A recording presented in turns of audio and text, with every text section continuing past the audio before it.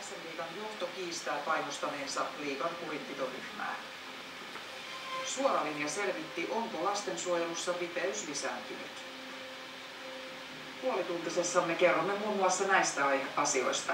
Aluksi paneudumme Uudenmaan aiheisiin. Lastensuojelun parissa työskentelevät kaipaavat asiakasmääriin sitovia kiintiöitä. Nykyään sosiaalityöntekijällä saattaa olla jopa 100 asiakasta. Vaatimus saa tukea ammattiliitto Talentialta. Se on lähettänyt oman lastensuojelun pelastusohjelmansa hallitukselle.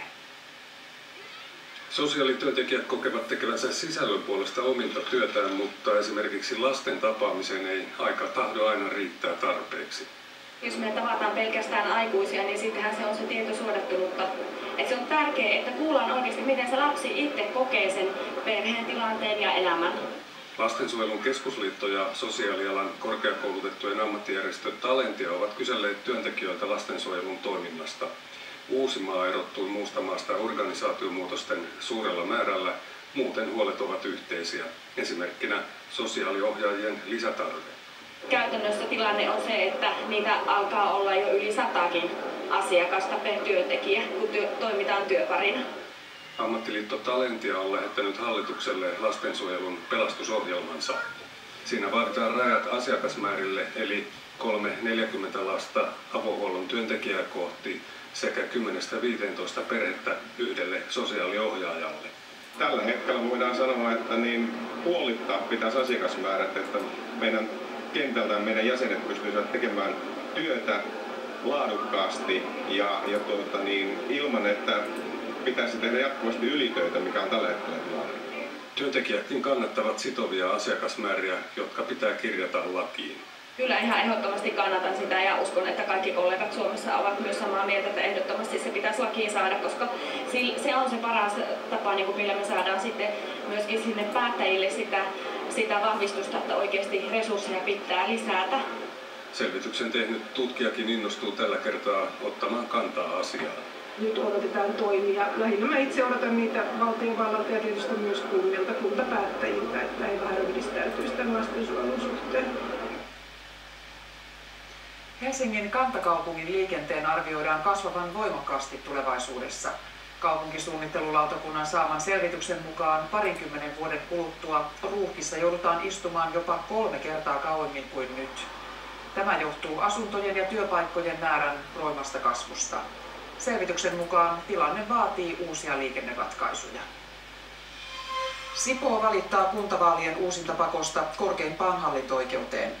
Helsingin hallinto-oikeus kumosi Sipoon kuntavaalien tuloksen viime kuussa. Hallinto-oikeus katsoi, että kunnallisvaalien alustavaan ääntenlaskentaan osallistui henkilöitä, jotka olivat esteellisiä. Liikuntarajoitteiset kaipaavat Porvoon kaupungilta toimia esteettömyyden parantamiseksi. Vammaisneuvosto teetti laajan esteettömyyskartoituksen, jossa käytiin läpi lähes 100 kohdetta eri puolilla Porvoota. Ongelmallisimpia paikkoja ovat tori ja sen ympäristö, keskustan apteekki sekä vanha kaupunki, kirkot ja museot. Marja-Terttu Lindforsin päivä alkoi sujuvasti, kun Porvoon torin liian kapean invapaikan vieressä ei ollut toista autoa ja avustaja mahtui hyvin auttamaan hänet pyörätuoliin. Muutoin Lindfors pyrkii välttämään keskustassa asiointia. Jättää mieluusti kokonaan tulematta, koska se on niin hankalaa, kun on avustajan mukana. Silloin on helppoa. Jos yksin liikut pyörätuolilla, niin ei. Porvoon vammaisneuvosto on teettänyt esteettömyyskartoituksen, jossa on käyty läpi lähes 100 kohdetta ympäri kaupunkia. Ongelmallisimpia paikkoja ovat tori ja sen ympäristö, keskustan apteekki sekä vanha kaupunki. Yleiskuva on varsin hyvä siinä mielessä, että kaikki uudisrakentaminen tehdään esteettömäksi, mutta sitten tämä torin ympäristö, jalkakäytävät, niiden reunat on aivan liian korkeita. Kato, tää on korjattu. Monet ongelmista ovat olleet tiedossa jo pitkään. Kartoituksen toivotaankin pistävän asioiden korjaamiseen vauhtia. Esimerkiksi tämän torin parkkialuetta käsittelimme viime huhti-toukokuussa ja vielä ei ole tapahtunut mitään tässä. Mutta täytyy toivoa, että nyt kun esteettömyyskartoitus on nämä asiat koonnut yhteen kansiin, niin saataisiin hyvä suunnitelma, että miten näitä esteitä lähdetään poistamaan. Torin parkkipaikan kaupunki lupaa korjata ensimmäisenä. Muita kohteita parannetaan sitä mukaan, kun rahat ja resurssit antavat myöten. Aikataulusta ei ole sen tarkempaa tietoa muuta kuin, että mahdollisesti osa tänä vuonna ja myöhemmin sitten osa. Riippuu hirveästi siitä, että kuinka päästään muuten alueella toteuttaa. Ihan yksittäistä pientä ei aina kannata heti korjata, jos tiedetään, että alueella on tulossa isompaa remonttia.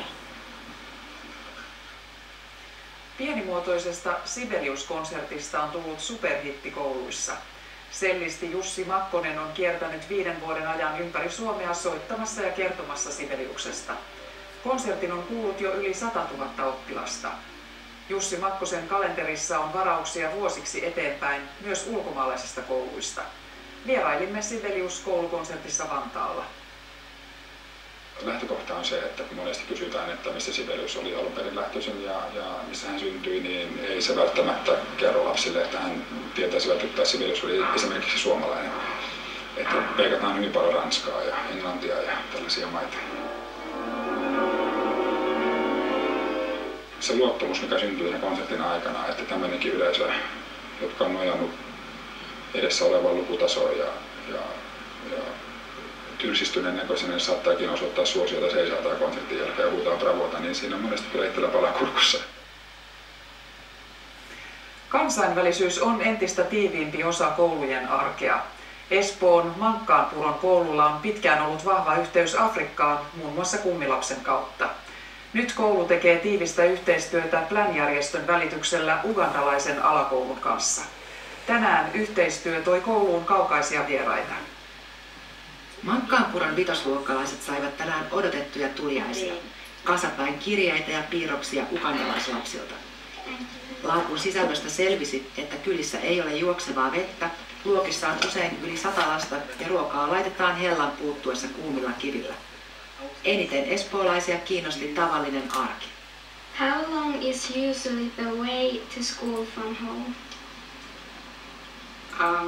Sometimes it's 5 kilometers, at times 2 kilometers, or even a half kilometer.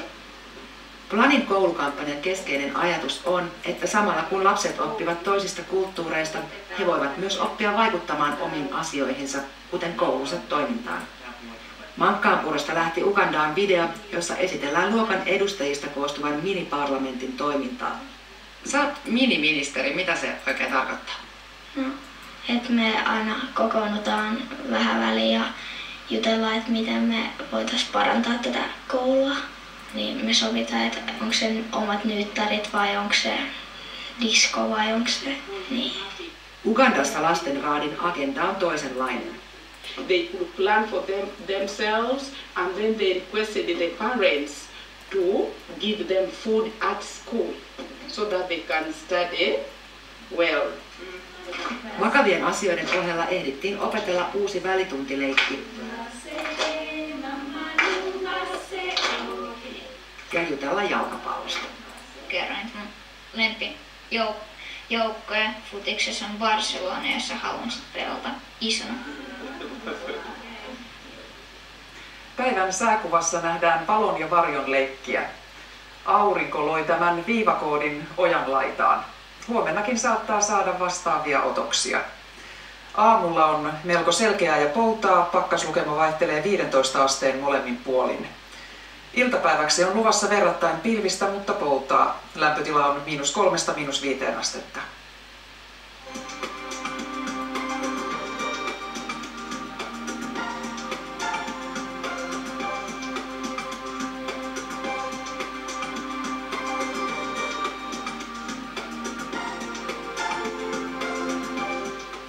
Päivän muilla uutisaiheilla jatkaa Marjukka Havumäki.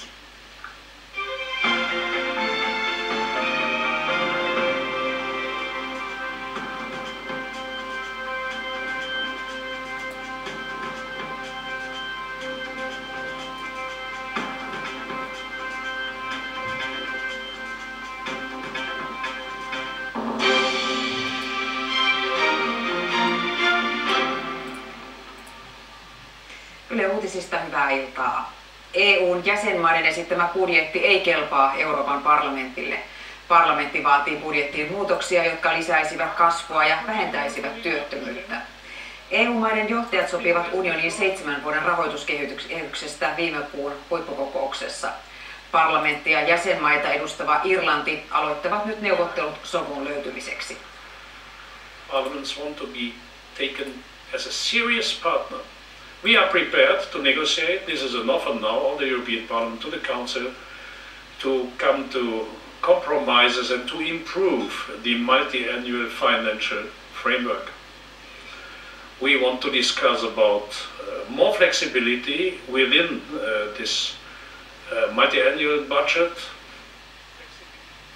Eurooppa-ministeri Alexander Stubbin mielestä budjettisovun kaatumisen merkitystä ei pidä liioitella. Stubbin mukaan Euroopan parlamentti haluaa näyttää omaa valtaansa. Oppositiossa perussuomalaisten puheenjohtaja Timo Soini pelkää, että vaikeiden neuvottelujen jälkeen sovitut säästöt romuttuvat ja EU-budjetin loppusumma kasvaa. No oikeastaan aika perinteiset otteet, eli Euroopan parlamentti haluaa aina nostaa EU-budjettia eikä ole koskaan tyytyväinen siihen tulokseen, joka jäsenmaalta eli Eurooppa-neuvostolta tulee. Nyt täytyy jatkaa neuvotteluja Euroopan parlamentin kanssa ja voisin hyvin kuvitella, että yhteisymmärrykseen päästään, jos budjettiin syntyy lisää joustoja, jos syntyy joku tarkastuspäivämäärä ja jos vuoden 2013 budjettiin tehdään muutoksia. No se on kyllä vakava asia, koska se oli kovan vääntämisen takana tämä sopu, mikä syntyi ja se budjettileikkaus, että saa nähdä nyt sitten, että onko tässä kysymys parlamentin pörhistelystä vai onko tosiaan kysymys siitä, että Euroopan unioni menee entistä pahemmin tilttiin. Parlamentti ei myöskään taipunut komission kantaan, jossa maataloustuet sidotaan tiukasti ympäristönsuojeluun. Komissio vaati pohjoisilla alueilla 3 kasvin vuoroviljelyä. Europarlamentti taas on sitä mieltä, että Keski-Suomen pohjoispuolisilla alueilla 2 kasvin vuoroviljely riittää. Parlamentti tyrmäsi myös komission esittämän suomalaisten maanviljelijöiden vastustaman turvemaiden kyntökiellon. Neuvottelut EU:n maatalouspolitiikan uudistuksesta pyritään saamaan loppuun kesäkuun aikana. Helsingin käräjäoikeudessa on alkanut valelääkäritapauksiin liittyvä valvovien virkamiesten oikeudenkäynti. 3 Valviran virkamiehelle vaaditaan tuntuvaa sakkorangaistusta virkavelvollisuuden rikkomisesta. Syytteiden mukaan virkamiehet eivät puuttuneet epäiltyjen valelääkäreiden toimintaan ilmiannoista huolimatta. Virkamiehet kiistävät syytteet. Valviralle on tullut epäily valelääkäreistä ja niitä ei ole ryhdytty selvittämään. Aika vähän näitä tämän tyyppisiä virkarikosasioita on käsitelty Suomessa ja tuntuu ehkä vähän sen rankalta toimenpiteeltä, että nimenomaisesti muutamasta yksittäistä päätöksestä tämän tyyppisiä asioita lähdetään laittaa vireille. Vantaan käräjäoikeus on antanut ensimmäiset tuomiot niin sanotussa rinkkasalakuljetusjutussa. Kaikkiaan 11 ihmistä tuomittiin pisimmillään 4 vuoden vankeusrangaistuksiin tai sakkoihin huumausainerikoksista ja rahanpesusta. Tuomitut salakuljettivat Kreikasta Suomeen 2 vuoden aikana 200 kiloa marihuanaa. Kuririt matkustivat lentäen ja aineet piilotettiin selkäreppojen rakenteisiin. Länsi-Euroopassa raivataan alkuviikon lumipyryjen jälkiä. Pariisissa autoilijat ovat olleet vaikeuksissa, kun tiet jäätyivät lumisateiden jälkeen. 10 000 asuintalot ovat Ranskassa yhä ilman sähköjä.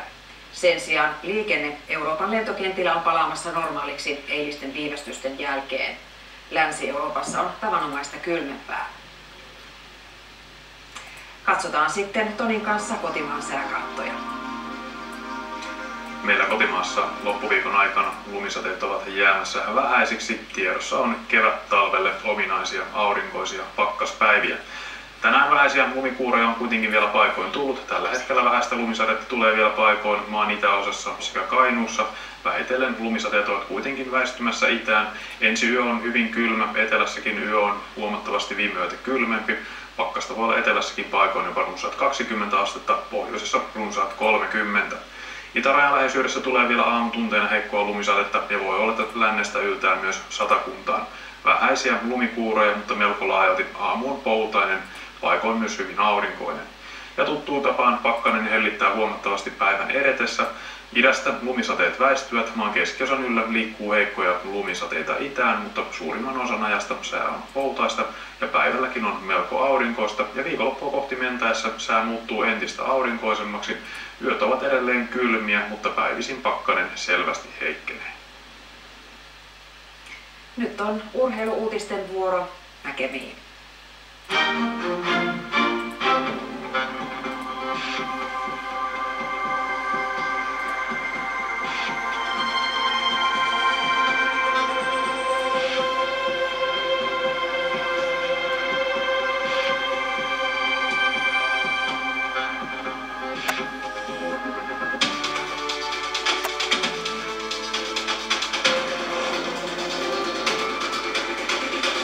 Hyvää iltaa urheilusta.